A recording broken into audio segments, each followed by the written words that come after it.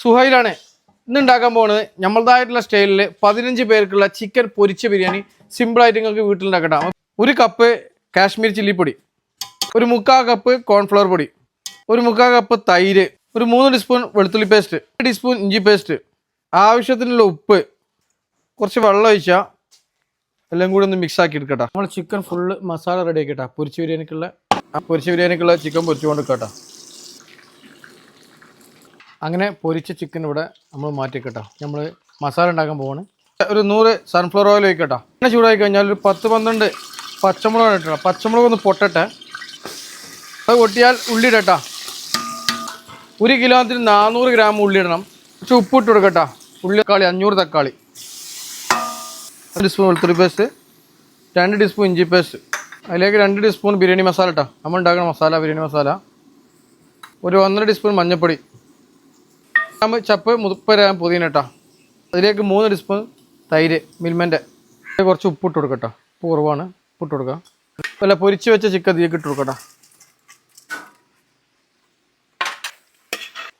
അങ്ങനെ നമ്മൾ മസാല ഫുൾ എന്ത് ചെയ്ത് ഒരു ചെമ്പക്ക് മാറ്റിയിട്ടാ നമ്മൾ വെള്ളം തിളപ്പിക്കാനുള്ള പരിപാടിയാണ്. അങ്ങനെ ഈ ജഗ്ഗിന് 1.80 അരി ഉണ്ടായിരുന്നു.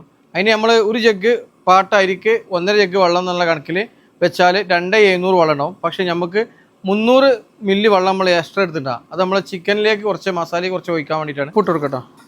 ഇഞ്ചി, വെളുത്തുള്ളി, പച്ചമുളക്, ക്യാരറ്റ്, പട്ട, ഇല, പൂവ്, കരിവേപ്പില ഇട്ടാ.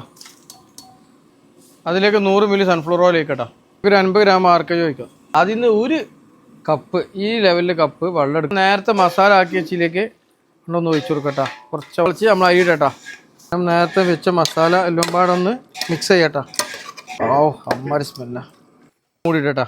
അണ്ടിന് മൂടി കഴിഞ്ഞിട്ട് നമ്മൾ ഇതിലേക്ക് ദമ്മടിക്കും. ഇതിൻ്റെ അടിയിക്കിടാം.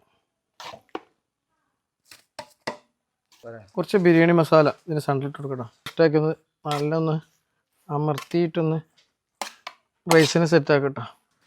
ഇതിന് മേലെ കുറച്ച് കണ്ണിലിട്ടേക്കട്ടോ.